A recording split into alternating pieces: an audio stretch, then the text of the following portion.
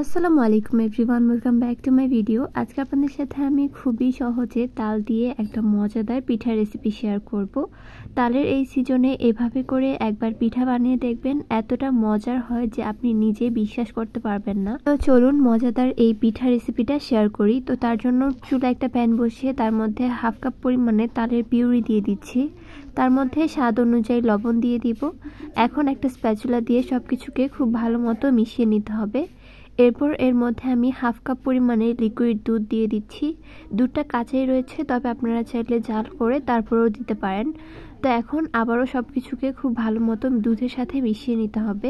দুধের পরিবর্তে আপনারা চাইলে পানিও ব্যবহার করতে পারেন, তবে দুধ দিলে কিন্তু টেস্টটা অনেক বেশি ভালো আসবে। তো এখন সব কিছুকে খুব ভালো মতো মিশিয়ে এর মধ্যে আমি দিয়ে দিচ্ছি হাফ কাপ পরিমাণে সুজি। এখন সুজির সাথে সব কিছুকে খুব ভালো মতো মিশিয়ে নিতে হবে। সুজির সাথে সব কিছু ভালো মতো মিশিয়ে গেলে দেখবেন যে এটা খুব সুন্দর একটা ডোয়ে পরিণত হয়েছে। আর পানিটা একদম ভালো মতো শুকিয়ে নিতে হবে, একটা ডো তৈরি করে নিতে হবে। এরপর আমি এটাকে চুলা থেকে নামিয়ে নিচ্ছি। দেখতেই পাচ্ছেন ডোটা কিন্তু একদম রেডি। এখন এটাকে হালকা একটু ঠান্ডা করে নিতে হবে। এটাকে হালকা একটু ঠান্ডা করে নিয়ে তার মধ্যে আমি সামান্য একটু তেল দিয়ে দিচ্ছি। এরপর হাতের সাহায্যে এই সব কিছুকে খুব ভালো মতো একটু মথে নিতে হবে। যেহেতু সুজি দেওয়া রয়েছে, তো এটা কিন্তু এখনও অনেকটা সফট নয়, তো তার জন্যই আমি কিছুটা সময় ধরে এটাকে মথে নিচ্ছি। ভালো মতো মথে নেওয়া হয়ে গেলে এরপর এখান থেকে আমি অল্প একটু পরিমাণে ডো নিয়ে হাতের মধ্যে এভাবে করে গোল করে তারপর লম্বাটে করে নিচ্ছি। দেখতেই পাচ্ছেন কিভাবে করছি এই কাজটা, একটু লক্ষ্য করলেই কিন্তু বুঝতে পারবেন।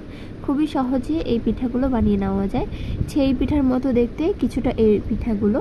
তো দেখতে পাচ্ছেন সবগুলো পিঠাই কিন্তু বানানো শেষ। এখন আমি চুলা একটা প্যান বসিয়ে দিচ্ছি। তারপর 1 কাপ পরিমাণে তেল দিয়ে দিচ্ছি। তেলটা যখন ভালো মতো গরম হয়ে যাবে এরপর আমি একটা একটা করে পিঠা দিয়ে দিচ্ছি। এরপর সবগুলো পিঠা দিয়ে দেওয়ার পর দেখতেই পাচ্ছেন এটা কিন্তু এরকম বুদবুদ ক্রিয়েট হবে।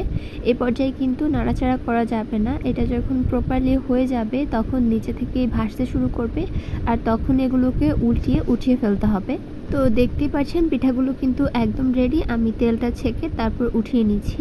সেমভাবে আমি আরও এক ব্যাচ পিঠা ভেজে নিচ্ছি। দেখতেই পাচ্ছেন খুব সহজেই কিন্তু পিঠাগুলো হয়ে যায়, খুব একটা নাড়ানাড়ি ঝামেলা নেই। এখন পিঠাগুলো ভেজে নেওয়া হয়ে গেলে আরেকটা প্যানের মধ্যে আমি 2 টেবিল চামচ পরিমাণে চিনি দিয়ে দিচ্ছি। এর মধ্যে দিয়ে দিচ্ছি পানি। এখানে আমি 1 কাপ পরিমাণে পানি অ্যাড করেছি। এরপর এর মধ্যে 2টা এলাচ দিয়ে দিব ফ্লেভারের জন্য। আপনারা যে কোনো ধরনের ফ্লেভার অ্যাড করতে পারেন। তো এখন আবারও সব কিছুকে খুব ভালো মতো মিশিয়ে নিচ্ছি। এরপর যখন একবার ফুটতে শুরু করবে তখনই এই শিরাটা চুলা থেকে নামিয়ে নিতে হবে। শিরাটা যখন হালকা একটু ঠান্ডা হবে তখন আমি 2টা এলাচ উঠিয়ে নিচ্ছি। এরপর আমরা যেই পিঠাগুলো বানিয়ে রেখেছিলাম বা ভেজে রেখেছিলাম সেগুলো এই শিরার মধ্যে দিয়ে দিচ্ছি। এরপর একটা চামচ দিয়ে এগুলোকে হালকা একটু মিশিয়ে তারপরে কিন্তু এই শিরাটা ছেঁকে ছেঁকে তুলে ফেলতে হবে। খুব বেশিক্ষণ কিন্তু এগুলোকে ভিজিয়ে রাখা যাবে না, নাহলে কিন্তু বাহিরের ক্রিস্পিনেসটা কমে যাবে। তো দেখতেই পাচ্ছেন পিঠাগুলো কিন্তু একদম রেডি। খেতে অসম্ভব মজাদার ছিল। আপনারাও চাইলে কিন্তু বাসায় এরকম বানিয়ে ট্রাই করতে পারেন। তো আমার আজকের ভিডিওটি ছিল এই পর্যন্তই। দেখা হবে পরবর্তী কোনো ভিডিওতে। আল্লাহ হাফেজ।